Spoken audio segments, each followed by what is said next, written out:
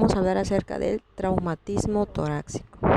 Es decir, ya habíamos mencionado que dentro de los traumas más comunes que presentan los pacientes que llegan a urgencias es el trauma torácico y el abdominal. El día de hoy vamos a hablar acerca de todos los traumas principales que pueden presentarse a nivel del tórax. Como concepto tenemos que los traumatismos torácicos causan alrededor del 25% de las muertes traumáticas en los Estados Unidos. El porcentaje en México es más o menos parecido y muchas lesiones en el pecho causan la muerte en los primeros minutos u horas después del trauma. Recordemos que en la clase anterior habíamos mencionado en el caso del trauma abdominal que los accidentes automovilísticos son la principal causa de traumas abdominales. En el tórax es lo mismo. Los accidentes automovilísticos son la principal causa de traumas. Después tenemos las heridas por arma blanca o de fuego o algunos otros traumatismos como caídas, por ejemplo, o contusiones. Las lesiones torácicas pueden ser resultado de un traumatismo cerrado o penetrante. Las lesiones de tórax más importantes son las que a continuación se presentan: la rotura cardíaca, la lesión cardíaca no penetrante, el taponamiento cardíaco, el tórax inestable, el hemotórax, el neumotórax, que en este caso el neumotórax se puede dividir en neumotórax espontáneo, atención, y también hay una combinación de hemotórax y neumotórax. Se puede presentar hemoneumotórax también en un paciente. Y por último tenemos la contusión pulmonar. En la siguiente clase vamos a ver desglosado cada uno de los tipos de traumas. En el día de hoy va a ser un resumen de lo que es el trauma torácico, y la clase siguiente vamos a ver ya desglosado cada uno de los diferentes tipos de traumas. En el caso de la fisiopatología tenemos que la mayor parte de la morbilidad y la mortalidad por traumatismos torácicos se produce porque las lesiones van a interferir con dos aspectos vitales muy importantes. Uno, la respiración y la circulación. Y en algunos casos más graves se ven afectadas ambas, respiración y circulación. En el caso de la respiración se puede ver comprometida por dos aspectos. Uno, el daño directo a los pulmones o a las vías respiratorias, por ejemplo, una contusión, una laceración pulmonar, un neumotórax, un neumoneumotórax. Mecanismos alterados de la respiración: el paciente que tenga neumotórax o hemoneumotórax no va a poder presentar una buena distensión o compliancia pulmonar, y entonces no va a presentar una buena ventilación ese paciente. En el caso de la circulación se puede ver afectada por tres aspectos: hemorragias, disminución del retorno venoso y la lesión cardíaca directa. En el caso de las hemorragias, pues aquellos pacientes que presenten hemoneumotórax o bien que hagan un tamponaje cardíaco no van a lograr que el corazón lata adecuadamente, y esto va a afectar de alguna manera también el sistema pulmonar. Disminución del retorno venoso, lo mismo, va a haber una disminución de la carga o volumen en el corazón, y esto va a provocar alteraciones venosas o de la circulación en general, provocando algunas isquemias en ciertas regiones o en órganos importantes como el corazón o el cerebro.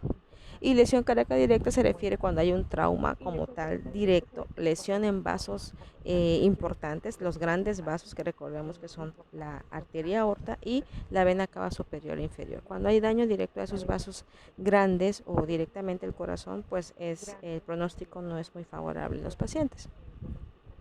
El cuadro clínico va a depender del daño que tenga el paciente o del trauma torácico que se presente. Generalmente van a tener dolor torácico, equimosis, vamos a ver un área morada en el pecho como la que podemos ver aquí. Eso nos indica que hay una hemorragia interna importante. También puede haber inestabilidad del tórax, puede haber crepitación a la hora de tocarlo, puede estar asimétrico el tórax por fracturas costales o algún aumento de volumen en ciertas regiones. También puede haber crepitación que nos indique enfisema subcutáneo, que es la acumulación de aire en tejidos blandos, y eso nos indica gravedad o lesión importante. Puede haber dificultad respiratoria, obviamente, el paciente no va a respirar bien, hipotensión, distensión venosa. En el caso del tamponaje cardíaco, recuerden que hay una tríada de Beck que forma parte del tamponamiento cardíaco y que en el cual podemos ver tres aspectos. 1, la ingurgitación yugular. 2, la hipotensión. Y 3, ruidos cardíacos velados o disminuidos. Eso nos indica un tamponaje cardíaco y hay que actuar urgentemente. Otro signo es la hipoventilación. Obviamente si el paciente tiene, por ejemplo, un neumotórax, ya sea unilateral o bilateral, a la hora de auscultar vamos a escuchar que no entra el aire totalmente en una parte del tórax o en ambas. Eso va a indicar que el pulmón puede estar colapsado y que no está entrando el aire. Puede ser bilateral o unilateral. Crepitación. Crepitación les mencionaba que es a la hora de tocar la piel cruje, ¿no? Hay un crujidito, eso nos indica que hay aire debajo de la piel o también alguna fractura, generalmente de las costillas. Y el shock, obviamente recordamos que el shock es la fase en la cual hay una descompensación por una pérdida de sangre, por el trauma, porque recordemos que hay varios tipos de shock. Entonces en este caso el paciente puede tener hipovolémico, neurogénico, cardiogénico, va a depender del trauma que esté presentando. En relación al diagnóstico, en urgencias es muy importante el diagnóstico rápido y certero de estos pacientes. Recordemos que en el caso de los traumas abdominales, si no atendemos y valoramos al paciente integralmente cefalocaudal, podemos omitir algún dato importante para el diagnóstico. Entonces, uno es la evaluación clínica, de que entra el paciente, observarlo, preguntarle, hacer un interrogatorio de qué fue lo que le pasó, cómo fue el accidente, para poder tener una idea de qué tan grave es el trauma o qué órganos pueden estar involucrados con lesiones. Entonces hay que valorar al paciente. Hay 5 trastornos o padecimientos que se consideran graves en un paciente que ha sufrido trauma torácico y que deben de buscarse y atenderse lo más rápido posible. Ellos son el hemotórax masivo, el neumotórax a tensión, el neumotórax abierto, el tórax inestable y el taponamiento cardíaco que ya mencionamos. Estos 5 son graves y hay que buscarlos para darles atención. En el caso de los estudios de gabinete, para poder diagnosticar, aparte de lo clínico, obviamente de estar viendo cómo está el paciente, cómo evoluciona, tengo que apoyarme en algunos estudios de gabinete para poder dar el diagnóstico efectivo. La radiografía de tórax es con la que contamos más en las instituciones y es la que nos puede dar una idea de qué tan grande fue el trauma a nivel torácico en el paciente. Ahí podemos observar los pulmones, podemos observar el corazón, las costillas, lesiones blandas, lesiones del diafragma, es decir, podemos observar muchas cosas en una placa de tórax. En este caso estamos viendo un paciente que tiene neumotórax, entonces la placa es la que nos puede apoyar desde un principio para dar un tratamiento lo más urgente, lo más rápido posible al paciente. También podemos apoyarnos en la tomografía axial computarizada, que sería lo ideal, pero les repito, en las instituciones a lo que tenemos más a la mano es una placa de tórax. También podemos ocupar la ecografía cuando creemos que el corazón tiene algún daño, una lesión o taponamiento cardíaco. La ecografía es lo ideal para poder observar directamente el corazón, o también podemos hacer un electrocardiograma para descartar que no haya lesión miocárdica. Otros estudios, pues obviamente sería una biometría hemática completa, porque si hay disminución de eritrocitos o de plaquetas, nos está indicando que el paciente está perdiendo sangre en algún lado del cuerpo. También hay que valorar los tiempos de coagulación para saber si ese paciente tiene riesgo de sangrar o si va a meritar cirugía que esté en buenas condiciones hemodinámicas. Una gasometría arterial, obviamente, para valorar el sistema respiratorio, y enzimas cardíacas para valorar el corazón. Dentro del tratamiento, el tratamiento va a ser dependiendo del trauma que fue, ¿sí? Obviamente dependiendo de la lesión va a ser el trauma. Las lesiones potencialmente mortales son tratados inmediatamente en el momento del diagnóstico, ¿sí? Esa es la diferencia entre otras patologías, ¿no? Los traumas torácicos y abdominales, en cuanto se diagnostica o creemos o intuimos que hay alguna lesión importante, hay que darle tratamiento. ¿Por qué? Porque los pacientes pueden morir si son lesiones graves que comprometen la vida del mismo. Entonces aquí tenemos algunas acciones que se pueden hacer dependiendo del tipo de trauma que fue.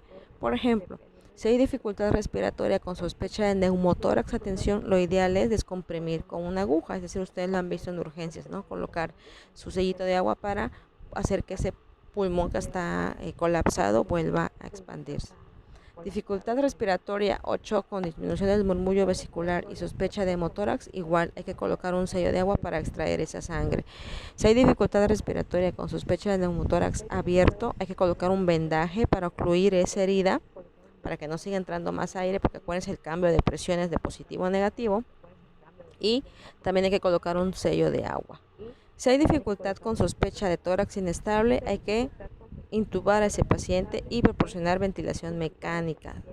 Si hay sospecha de shock hipovolémico, hay que reponer con líquidos a ese paciente. Recordemos que en lo que clasificamos qué tipo de shock es, primero hay que hidratar al paciente con líquidos y después ver qué tipo de shock es y de acuerdo a eso darle el tratamiento.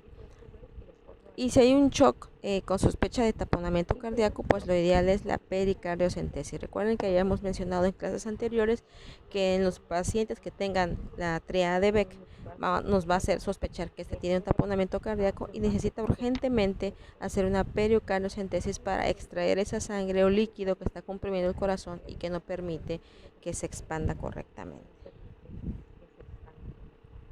Y eso sería todo en relación al trauma torácico.